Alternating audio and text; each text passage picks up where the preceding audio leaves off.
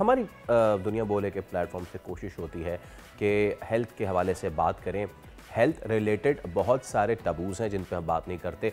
Health related बहुत सी ऐसी चीज़ें हैं जो कि हम कहीं ऐसी वीडियो देख लेते हैं, कहीं वैसी वीडियो देख लेते हैं और फिर हम अपने ऊपर अप्लाई करते हैं कि क्योंकि ये ऐसे ठीक हुए थे तो हम भी ऐसे ठीक हो जाएंगे। जनाब यानी we are going to talk about cancer today, और एक ऐसी बीमारी जिसको सिर्फ आप डायग्नोज होते हैं, सुनते हैं, आप और आपके जो केयर टेकर हैं वो आधे तो वहीं पे अपनी हिम्मत हार देते हैं। डॉक्टर के पास जाते हैं, बहुत से लोग अफोर्ड नहीं कर सकते, बहुत से लोग जो कर सकते हैं वो जाते हैं, कुछ ठीक होते हैं, कुछ नहीं ठीक होते, तो उसके बाद फिर वो चलते हैं उन चीज़ों की तरफ जो उन्होंने किसी से सुन लिया, किसी की वीडियो देख ली और अब वो कह के चले जी हम करते हैं इस तरीके से। मोस्टली फैसल वो हर्बल होते हैं और ऑर्गेनिक चीज़ें होती हैं। That but my question is that research?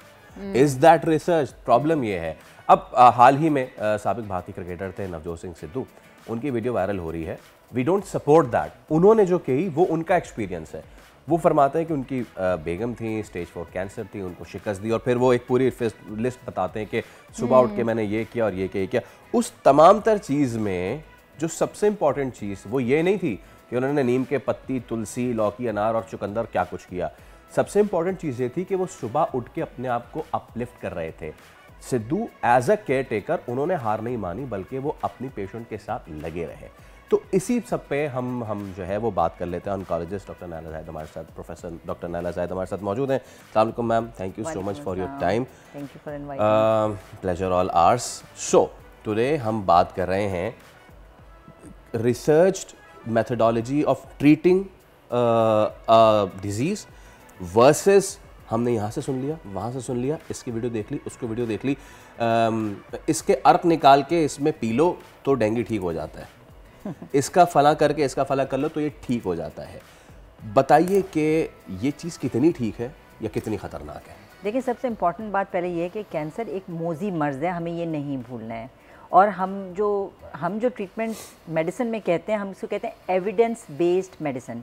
यानी जो भी ट्रीटमेंट दिया जा रहा है उसके लिए कोई एविडेंस मौजूद है, यानी सबूत मौजूद है। कोई स्टडीज़ हुई हैं, 1000-2000 मरीज़ों में वो दवाइयाँ इस्तेमाल की गई हैं। फिर पहले ये मालूम किया जाता है कि उसके नुकसानात बहुत ज़्यादा तो नहीं हैं। पहले ये डोज़ ढूंढी जाती है जिस पे कि नुकसान कम से कम हो, फ़ायदा ज़्यादा हो। फिर उस डोज़ को, यानी ये ट्रायल्स होते हैं, फ़ेज़ 1, फ़ेज़ 2, फ़ेज़ 3, फिर उस डोज़ को उस कैंसर में इस्तेमाल करके उससे कितना फ़ायदा हो रहा है देखा जाता है। पहले ये देखा जाता है कि रिस्पॉन्स कितना आ रहा है, कैंसर में कमी कितनी आ रही है।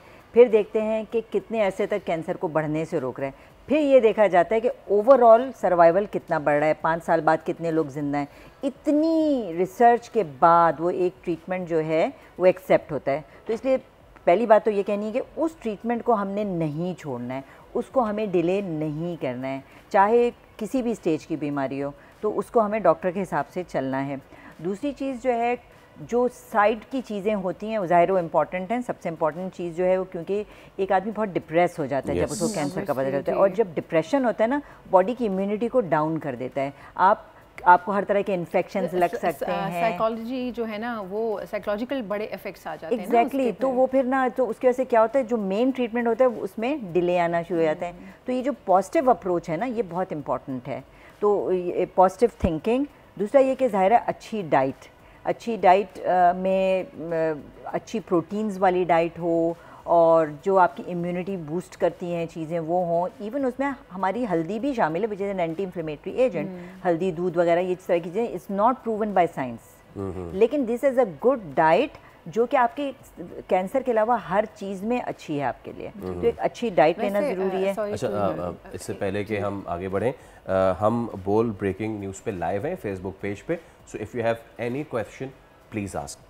सोनिया नाउ। मैं सपोर्ट नहीं कर रही हूँ इस चीज़ को, लेकिन एक बात है कि जब ये सारी रिसर्च तो अभी लेटेस्ट टेक्नोलॉजी के बाद आई ना, रिसर्च सारी चीज़ें, मेडिसिन एंड ऑल, लेकिन इससे पहले के जो लोग थे तो डॉक्टर साहिबा वो तो यही किया करते थे ना, हर इलाज जो है वो ऑर्गेनिक, शहद ले के, कच्ची हल्दी और नीम के पत्ते, दवाओं में हकीम थे। मतलब तो वो जो चीज़ें हैं अगर आज के इस्तेमाल में आप देखें तो लोगों को वो फ़ायदा करती हैं। तो मैं सिर्फ ये जानना चाह रही हूँ कि अगर चीज़ों को हम बैलेंस लेके चलें कि हम ये वाली चीज़ें भी इस्तेमाल करें और जो डॉक्टर आपको बता रहे हैं चाहे वो कोई थेरेपी है या मेडिसिन है उनका भी इस्तेमाल करें तो ये ज़्यादा इफेक्टिव नहीं होगा। अच्छा देखिए, जो कीमोथेरेपी की दवाइयाँ भी हैं वो ओरिजिनली प्लांट्स से ही आ रही होती हैं। जैसे हमारी पैक्लीटैक्सेल एक दवाई हम फ्रीक्वेंटली यूज़ करते हैं, वो एक हर्ब से आती है।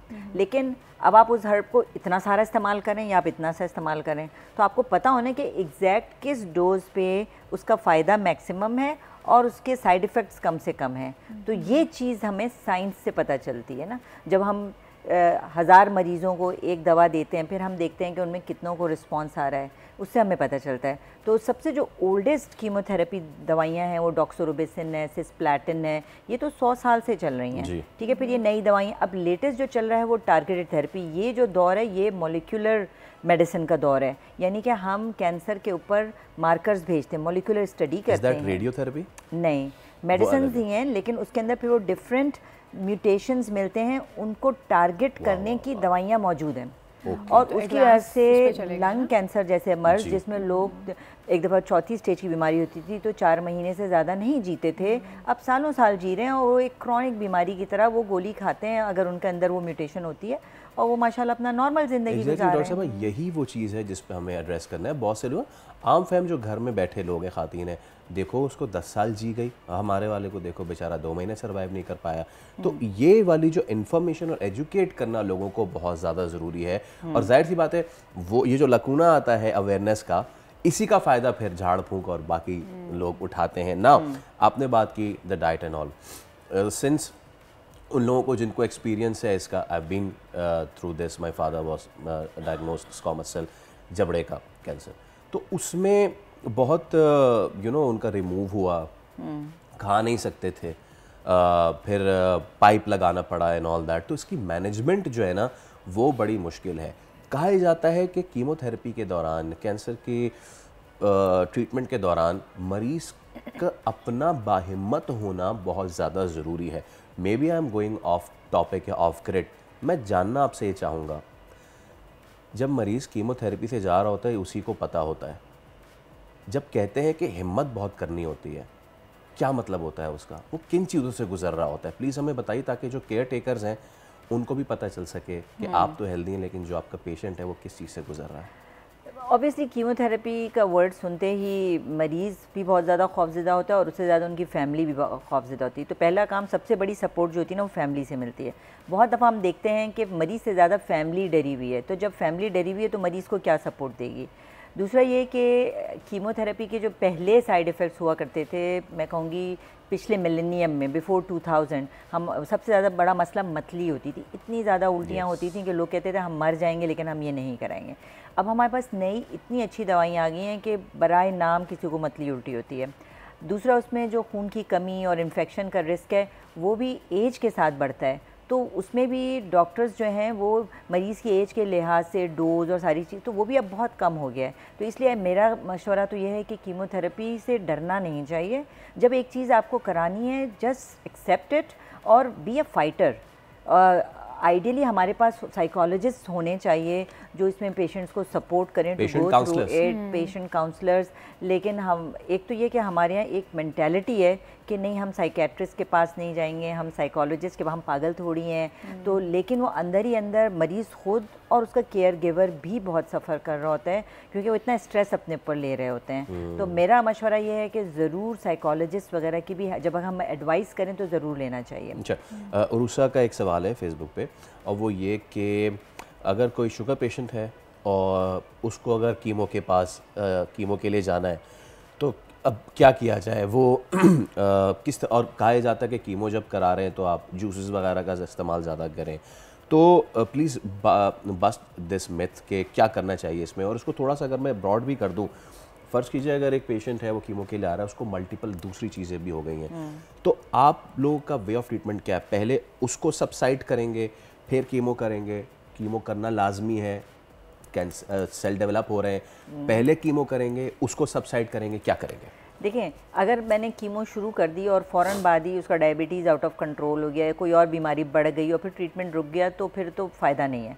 तो इसलिए शुरू करने से पहले ही इन सारी चीज़ों को एड्रेस करना होता है। डायबिटीज़ को प्रॉपरली कंट्रोल करवाना होता है। मेरे अपने जैसे एंडोक्रिनोलॉजिस्ट से हम कांटेक्ट में रहते हैं बहुत। मैं अमूमन जो पहली कीमोथेरेपी होती है पेशेंट को इसीलिए हॉस्पिटल में एडमिट करके लगाती हूँ कि शुगर्स अगर बहुत हाई हो तो, क्योंकि हम जो साइड में मेडिसिन देते हैं उससे शुगर शूट करती है।